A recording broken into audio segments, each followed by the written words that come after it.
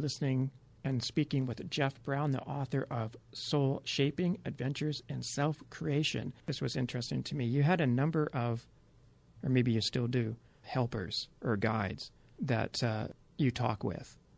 When Right. did they first come and how, and are they still there? I think the inner daemon was I named my inner daemon Little Missy, as you know from the book.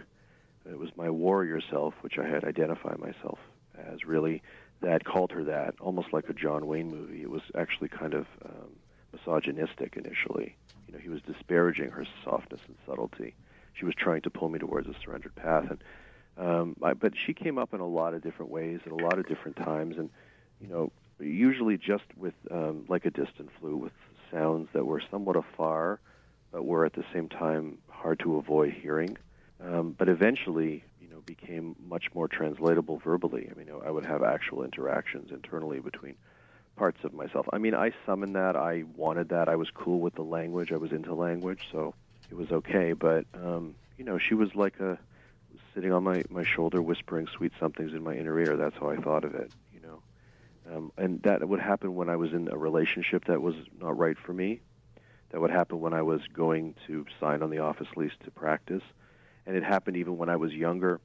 I mean, I had a witness observer from a young age, I think, without even knowing that's what it was. But even in my teen years, I think I was 14, something shifted where I started to write all over my arms and write all over sheets of paper all these kind of witness observer ideas about who I was. It would be like, you're not the guy you used to be. What happened to you? This kind of stuff.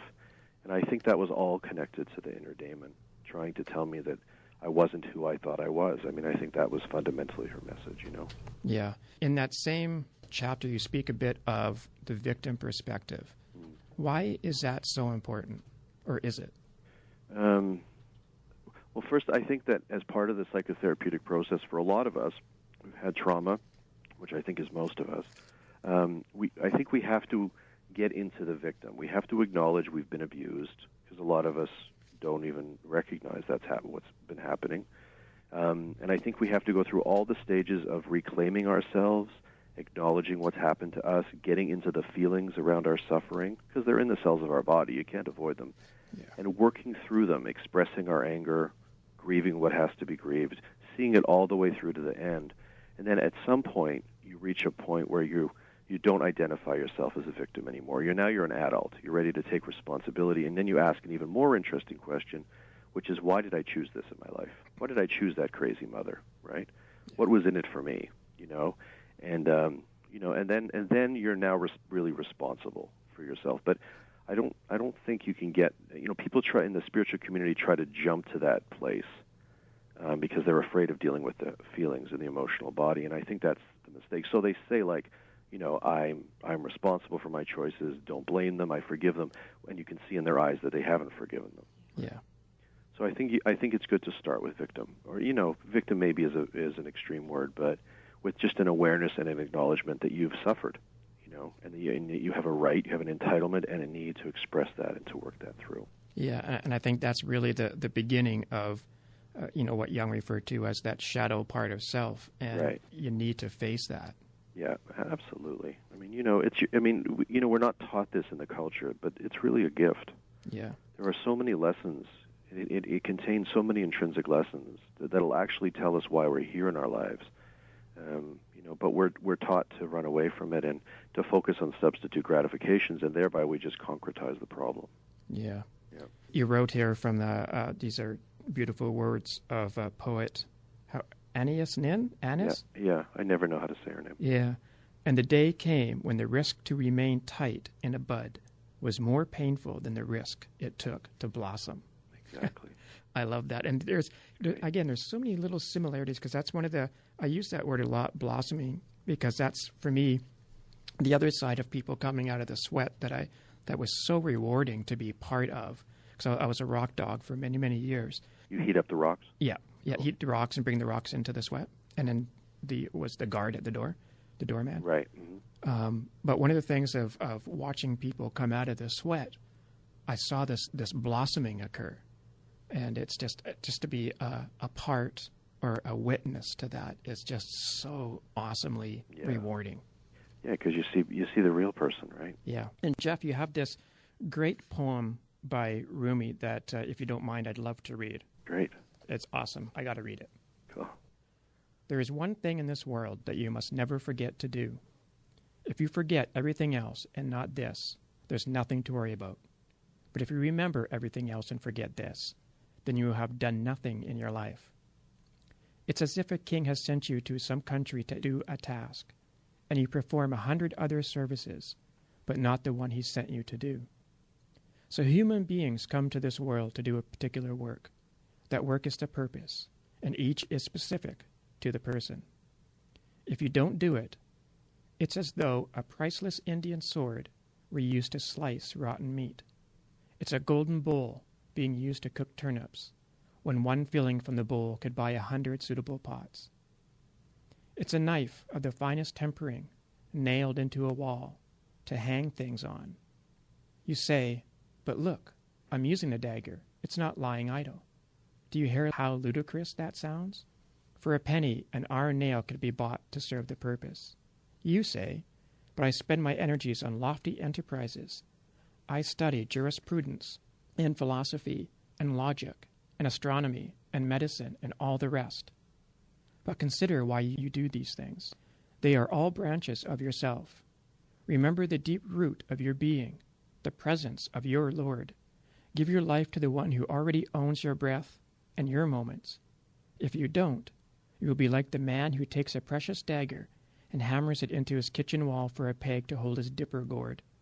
You will be wasting valuable keenness in foolishly ignoring your dignity and your purpose. That's so freaking bang on. What else is there to say? Yeah, I know. That's just like, my God, I tell you, Rumi is just, man, he's just awesome, I tell you. One Rumi poem, he covers the whole thing. One of the things that you do talk about, and I love this, you have some really neat sayings throughout your book. It's the nervous breakthrough. What is a nervous breakthrough? Well, I kind of let myself, or I don't know if let myself is quite the right term for it, but after I decided to leave law, I had a real strong emotional clearing phase where I call clearing the debris in the book. And, there was a point at which I had really, really had completely fallen apart. My idea of who I was, my lens on the moment was really confused, and a lot of emotion was moving through me. So, but it didn't feel like a negative experience. Nervous breakdown kind of implies something negative or dysfunctional or something. And I kind of identified, even in the heart of it, that whatever was happening was essential for my ultimate path and my development.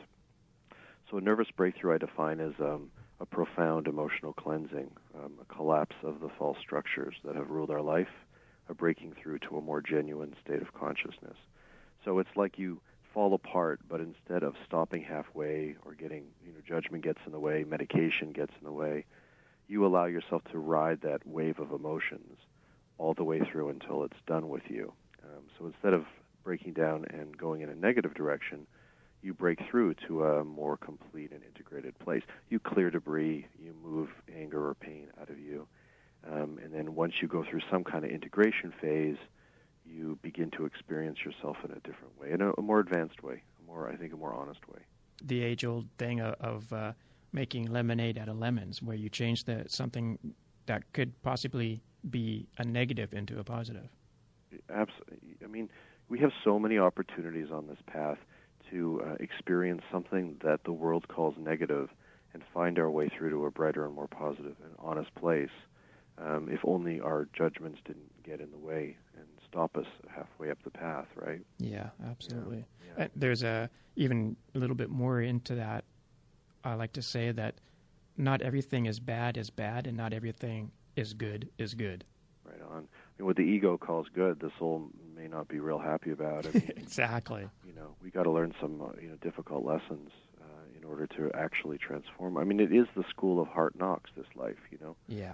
That doesn't mean it's all unhappiness, but there's some of it is negative, seemingly negative emotion. But that's how we expand ourselves. That's how we learn the lesson to avoid the crazy one in the future, is by really feeling into what it feels like to be with the crazy one in the moment, right? Yeah. What did you mean by that, the school of hard knocks? Well, it's just a term that came to me through the course of the process that that, the suffering in my heart, relationships, losses, difficult experiences, they were the grist for the soul mill. They were the experiences that allowed me to expand my soul's consciousness.